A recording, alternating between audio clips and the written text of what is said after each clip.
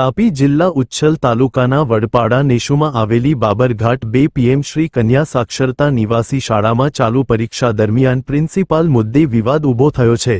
પ્રાપ્ત માહિતી અનુસાર શાળામાં નવા અને જૂના પ્રિન્સિપાલને લઈને બબાલ સર્જાઈ છે।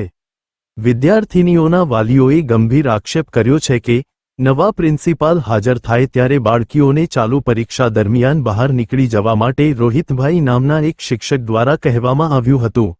આ ઘટનાને લઈને વાલીઓમાં ભારે રોષ અને ચિંતા જોવા મળી રહી છે। તેઓ સવાલ ઉઠાવી રહ્યા છે કે શું આવી રીતે વિદ્યાર્થિનીઓના ભવિષ્ય સાથે ચેડા થઈ રહ્યા છે। માહિતી મુજબ આશરે 25% વિદ્યાર્થિનીઓ જૂના પ્રિન્સિપાલના સમર્થનમાં છે, જ્યારે લગભગ 75% વિદ્યાર્થિનીઓને નવા પ્રિન્સિપાલ અંગે કોઈ તકલીફ નથી હોવાનો દાવો પણ સામે આવ્યો છે। વાલીઓએ એ પણ સવાલ ઉઠાવ્યો છે કે ચાલુ પરીક્ષા વચ્ચે વાલી મીટિંગ શા માટે બોલાવવામાં આવી અને નવા પ્રિન્સિપાલને શા માટે કામ કરવા દેવામાં નથી આવતું। આ સમગ્ર મામલે અનેક સવાલો ઊભા થયા છે અને વિદ્યાર્થિનીઓના ભવિષ્ય અંગે ચિંતા વ્યક્ત થઈ રહી છે।